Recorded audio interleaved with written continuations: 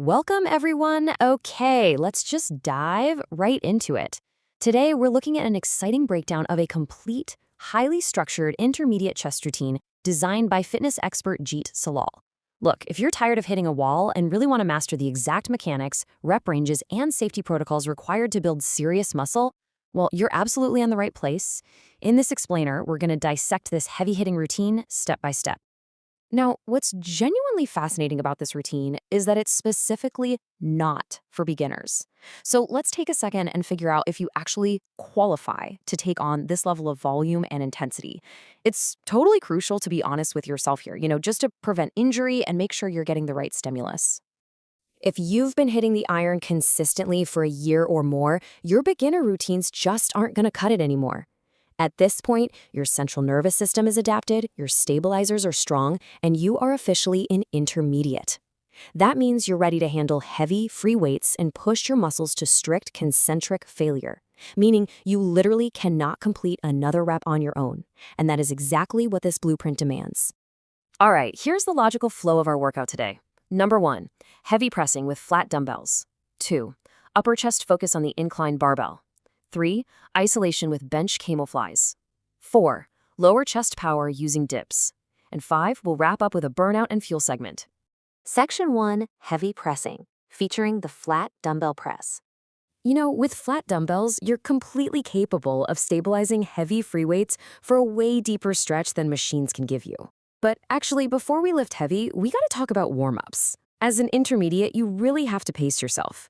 Don't waste your energy pumping out 50 fast reps with a 10 kg weight like a total beginner just chasing a pump. Instead, grab that 10 kg, do 5 to 7 controlled reps, literally just to lubricate the joints and feel the movement, and then incrementally step it up to your working weight. You absolutely need to save all your ATP and cellular energy for the actual heavy lifting. Once you're finally at your working weight, form is literally everything. Notice how the arms are positioned to protect the shoulders while totally maximizing chest activation. First, you lock your feet in and retract your shoulder blades to push your chest up. Then, and this is a huge one, keep those elbows slightly tucked in. Flaring your elbows out 90 degrees is basically a fast track to shoulder joint pain. Keeping them slightly closed creates a much safer, significantly stronger pressing pocket. So the real kicker here is weight selection. You need a weight heavy enough that you max out at exactly 10 reps per set. Not 11, not 12, you're aiming for concentric failure right at rep number 10. You'll hit this for 3 total working sets, taking about 60 to 90 seconds of rest between them. And remember, as an intermediate, the weights are getting pretty serious. If you're pushing 40-kilo dumbbells, you absolutely must armor up to protect your joints. Wearing wrist wraps and elbow sleeves isn't some sign of weakness. It's just a sign that you're lifting heavy enough to actually require structural support. Protect your joints now so you can keep training for years to come. Section 2, upper chest focus, utilizing the incline barbell press. Okay, we switched from dumbbells to a barbell here to stimulate the muscle a bit differently. Proper gripping is completely non-negotiable. A thumbless or false grip is just a fantastic recipe for getting an unwanted chest piercing from a loaded barbell. Wrap your thumb all the way around the bar.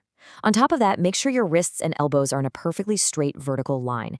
If your wrists bend backward under heavy weight, you are going to damage them.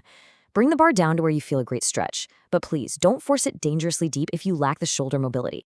You're going to do 3 sets of 10 reps here as well, but on your 3rd set, you'll perform a brutal drop set. The exact second you hit failure on set 3, you'll strip the weight down by exactly 50% and immediately rep it out to absolute failure. Make sure you've got a spotter behind you for this, because your upper chest will be entirely fatigued, and that last rep is going to be a complete grinder. Section 3, isolation, using bench cable flies. All right, the heavy compound lifting is officially done, and now we transition to pure, tension-focused isolation. You might be wondering, why drag a flat bench all the way over to the cable station? Yeah, setting up a flat bench inside the cables takes a bit of effort, but man, it is a real game changer. Standing cable flies often lead to your body rocking, where you'll unconsciously cheat by using your core, your hips, and leg drive to heave the weight. Lying flat on a bench completely eliminates that body English. It locks the tension perfectly on your pecs. To set this up properly, place the cable pulleys exactly 2 slots up from the very bottom. For 3 sets of 12 reps, focus purely on the squeeze. At the top of the movement, I want you to really flex and hold that full contraction. On the way down, just remember that going too deep is only going to shift the load away from your chest and right into your shoulder joints. We're trying to fatigue the muscle here, not tear the joint capsule. Section 4, Lower Chest Power, featuring parallel bar dips. This classic bodyweight powerhouse specifically targets the abdominal head, or the lower portion of the chest. Form is absolutely critical here to ensure this mass builder hits the pecs and not just the triceps. You must lean your torso forward as you descend. Again, do not dip so deep that your shoulders start screaming at you. And when you press back up, keep your elbows slightly bent at the top. If you lock them out, you're just giving the chest a break and dumping all the tension onto the triceps and elbow joint. Oh, and by the way, no warm-up needed here. Your chest is already on fire from the previous exercises, so just dive straight into your 3 working sets. Your target is 12 clean, controlled bodyweight reps. And hey, if you're strong enough to blast past 12 reps with just your body weight, which, let's be real, a lot of intermediate lifters are, don't be afraid to strap on a weight belt or hold a dumbbell between your feet. Progressive overload absolutely still applies here. Section 5, Burnout and Fuel.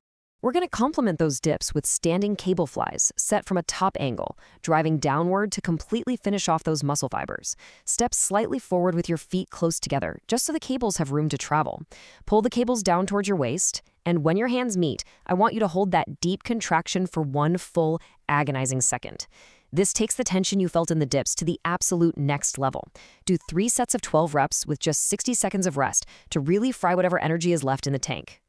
Now, to endure a high-volume intermediate program like this week after week, your cellular energy really needs to be optimized.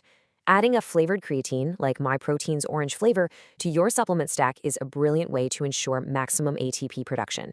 Basically, creatine helps replenish the high-energy molecules in your muscles, which directly translates to more strength and stamina for those grueling heavy sets. So here is your master cheat sheet for the entire routine. We start heavy with the flat dumbbells for 10 reps, hit the upper chest on the incline with that nasty drop set, isolate with bench flies for 12, power through dips for 12, and finish out with the standing cable burnout. Go ahead and take a screenshot of this slide right now. Keep it on your phone and bring it to your next gym session. The blueprint is right in front of you. You've got the precise rep ranges, the form cues, and the safety protocols. But here's the real question. Now that you know the exact science behind breaking a plateau, will you actually leave your ego at the door? Or will you go back to doing 50 sloppy reps with a 10 kg dumbbell? The choice between staying a beginner and truly mastering your physique is entirely up to you. Have an amazing workout, and I'll catch you in the next explainer.